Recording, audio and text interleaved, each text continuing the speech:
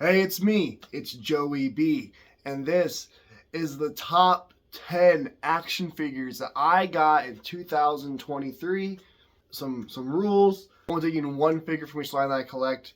So there's only gonna be one Marvel Legend, one wrestling figure, one whatever on this list. Before we get started, I want you guys to know that I have an affiliate account with Entertainment Earth. So if you use the link in the description, you can get 10% off any in-stock orders and free shipping off of orders that are over $79. If you guys are looking for any figures right now, go and take a look at Entertainment Earth. Starting the figures that aren't actually in the top 10, I just want to give a quick little shout out to them. You might have seen them in other videos already. So runner up for the Masters of the Universe figure of the year would have been Too Bad, really good figure, but not quite top 10 worthy. Also from Mattel would be the Brachiosaurus in the Hammond collection. Really cool figure, but also not top 10 worthy. Number 10, we have a pretty unique figure that I haven't seen anybody else's list. I don't think many people even got this figure this year. We got Cyberfrog from the Indiegogo Cyberfrog figure campaign.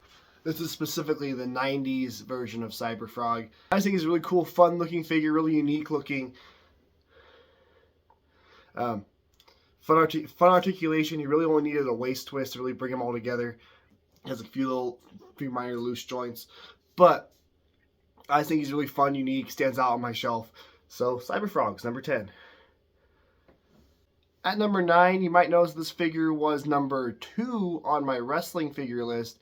But between doing that list and doing this one, decided I actually like this figure even more. It has what I feel is kind of an innovative thing for wrestling figures. That's Mr. Perfect with the rubber singlet here. I think that is kind of innovative, at least in the way of wrestling figures. Maybe it's been done before, I don't know. I think it's really cool how you have the option to pull the singlet down or leave it up, and it doesn't look bad like a fabric singlet would look. So. And I also like Mr. Perfect a lot as a wrestler. I think he's one of the most underrated wrestlers of all time. But I think innovation-wise, his singlet technology here is better than anything else I saw in the wrestling line. And I'm honestly, as the years go by, I get more and more impressed with Mattel. The double elbows on their figures now, the more accurate head sculpts. Mattel's WWE line is probably the best toy line that they do.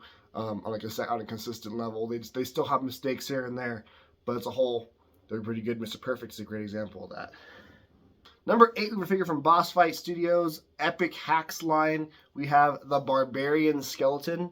Now, I only bought the Barbarian and the Gladiator. The other skeletons look cool too, but I have no need for a neon green or a neon blue skeleton. These more bone-looking ones are really cool. I use this one in my Asgard display with Hela. It's like her army of fallen Viking warriors. There were a lot of skeletons released in 2023. I still haven't gotten the Foosh ones. I just decided to pass on them when I got charged when they're trying to charge me. I had more important priorities at that time. Although there was also those Kulu World skeletons earlier in the year. I think someone else did skeletons, but these are the ones I couldn't pass up on. I got like 10 total of these skeletons. I think they really work. Their posability is really nice. They move the way you imagine a skeleton would move. So I think these are some of the best. They're also totally modular. All these pieces come off of them. You can make it. You can have, if you want just a naked skeleton, you can have a naked skeleton. So these Epic Hacks skeleton figures are really cool. I wish they did more in these normal bone colors, or these more normal bone colors. This is kind of vaguely greenish, but it works for what I wanted to use it for. So yeah, number 8, Epic Hacks. At number 7, we have a figure that was a Kickstarter from Loose Collector. We have the Monster Hide figure. Now, Monster Hide here is he's the total opposite of that skeleton. He's big, beefy, muscular, monstrous guy.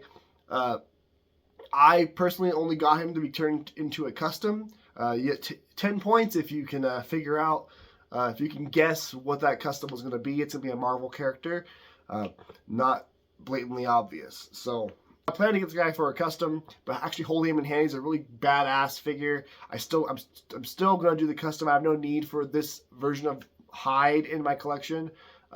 but he's still really cool. He's really posable, really impressively posable for how big he is. I really do enjoy this figure quite a bit. But again, I can't rank him any higher because all he is fodder to me. So number 7, Monster Hide. At number 6 from NECA, I collect a couple lines from NECA. I collect the comic turtles and I collect the gargoyles. The gargoyles figures I felt didn't really impress me much this year. I'm kind of tired of the wide open wings, stuff like that. And plus I had a break. My only figure break of the year was a gargoyles figure. It was Lexington. He broke his foot right out of the box. So I don't know if there's any toy line that I have that's on the chopping block. The first figure I get, the first line that I would sell off is my gargoyles figures. So they definitely didn't make my top 10. But what did is this Mirage Comics Splinter.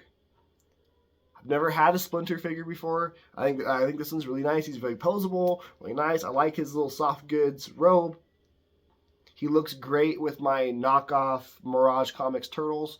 I'm sure if I would have got that new Turtles 4-pack this year, they would have been really high on my list, but I never found them. So Splinter gets the shout. My favorite NECA figure of the year, and he looks just really ties my Turtles collection together. At number 5 from Diamond Select, we're going with the Marvel Select Apocalypse figure. Now, I've had quite a few Apocalypse figures over the years. I have the Build-A-Figure, I have the AOA one, I had the old Toy Biz Build-A-Figure. This is my favorite Apocalypse figure by far out of all of them. His only problems I have with him is his arms don't go to his side, which is fine. I'll just pose him without his arms going that way. And the head sculpt, I put a cast of a new head on there. The head sculpt we had wasn't horrible. I prefer this. This is definitely the standout figure from Select this year. They also, that scroll is okay, but Apocalypse is even better. So I'm just happy to have this classic 90s version of Apocalypse. I mean, and he's fairly large. I mean, here he is next to a Black Widow. So he's not like super, super giant, but he is a really, really big figure. So he really stands out when your X-Men collection towers over most characters besides the Sentinels. So I think he's just really, really cool to add. I'm really happy Diamond selected this. I'm looking forward to what they're doing next year. I can't wait for Crimson Dynamo. I can't wait for Annihilus. Those are two really exciting figures. But yeah, so Apocalypse. Number 5. Sticking with Marvel for number 4, we have my number 1 Marvel Legend of the year. It was Spiral from the X-Men Retro Wave, the very beginning of 2023. Some people might have been 2022, but for most people, it was the beginning of 2023. And just look at this figure. I mean, the 6 arms, the design, it's very accurate to the comics. There's nothing wrong with this figure. The only way they could have improved this figure is maybe a little bit more paint on her hair and on her furry boots. But otherwise, and maybe more accessories, more hands, different hands, more effects, whatever. But that's always something you can add with figures. Spiral's box came pretty packed just because look at her. Her arms make her just such an elaborate designed figure. And when I got this figure at the beginning of 2023, I thought there's no figure's going to top this, and I was correct. No Marvel Legend figure did top this the whole rest of the year. So I'm very impressed by this Spiral. She is a great addition to my collection. At number 3 was a hard choice. This is on everybody's top 10 list, though. You know, you have 3 options for 2023, maybe 4 if you're able to get Ken. But you had, Ryu or Chun-Li. Is it Ryu or is it Ryu? I don't know. Anyway, you have them and Chun-Li, both really good figures. But the skin tone of Ryu's a little orange. Chun-Li I like a lot, but I don't know if I liked her more than I liked the SHF one I used to have. However, Fei Long here is incredible. I've never had a better Fei Long figure for sure. His skin tone's not crazy. He's very posable, and he's a character I've never really played as in Mortal Kombat. So him impressing me is even cooler than is even cooler to me than Ryu impressing me. He's on everybody's top 10 list, or one of these Jada figures is on everybody's top 10 list. I think Jada Toys really impressed us this year with these amazing figures. Jada did some other cool toys like that Chester Cheetah and the Sergo Monsters, stuff like that, but I didn't get those. Those don't appeal to me. But Street Fighter, I've always not been a massive fan of, but I've been a big enough fan that I always play it when I go to the arcade. I used to play on the Sega Genesis back in the day, so it's really cool to have Street Fighter, and plus they cross over with Marvel, and these figures scale really well with Marvel Legends, so that's another reason why I like these figures so much. They're definitely beating Hasbro in the actual make of the action figure department. Their figures are just so well designed. I'm excited to see what Jada does in the future, because this year really amazed me. I really can't wait to see a Zangief figure in this line. He's my go-to guy. But yeah, Fei Long, number 3. Number 2, this is a toy line. It doesn't even have a property around it. It's like a totally indie company making their own thing. These figures come with comics, which is cool. The comics are not very good. The art's nice, but the dialogue, or at least in the English versions, really, really lackluster. Maybe the Japanese versions are better. You know what I'm talking about. I'm talking about the Fury Planet figures. The 2 that came out this year.